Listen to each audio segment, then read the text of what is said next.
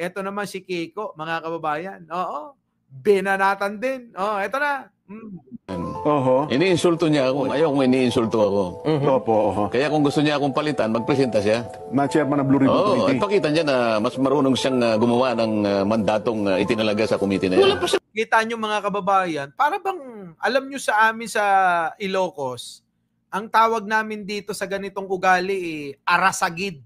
Ha? Sino ho nakakaunawa nun? Ha? Paki-Tagalog nga ho yung salitang arasagid. Ha? Arasagid, kunada, JMA. Arasagid, kunada. Ha? Mga kababayan ko. Kita nyo, halatang apektado eh. Sabi ko nga, idol, dyan sa Senado, yung mga senador, kailangan magpasikat sila, lahat. Di po ba, mga kababayan ko? Ha? Di ba? Kaso nga, mga kababayan, kaso hindi. Masyadong apektado lagi. Eto, pakinggan nyo ha. Dito lang ho eh. Masasabi nyo na ho talagang si Marcoleta mukhang hindi sanay sa kalakaran ng sa Senado no? Tingnan nyo. Pagkakaintindi ko dyan, Oho. iniinsulto niya ako. Ayaw kung iniinsulto ako. Kita nyo, pagkakaintindi daw iniinsulto agad siya. Kita nyo, masyado ka namang entitled agad.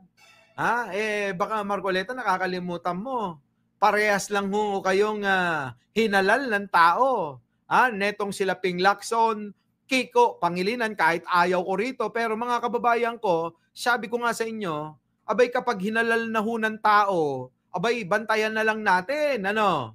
Oo, kung ano yung mga mali, kung ano yung mga dapat na gawin nila, bantayan natin. Pero eto, kita nyo, parang siya lang dapat ang magsalita, ano?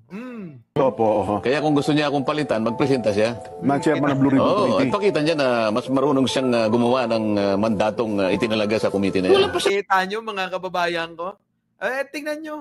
Imbis na ho magpagalingan, ang tutukan magpagalingan para may masolusyonan na problema.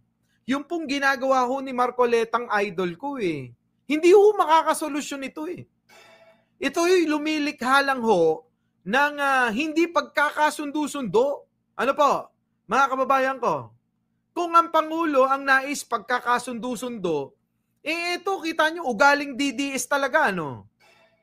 Ayaw Abe, sa tingin nyo ho, kung ho kayo'y mga kababayan hindi naman kailangang pagbasihan pa natin ang antas ng edukasyon na naabot natin, mga kababayan ko.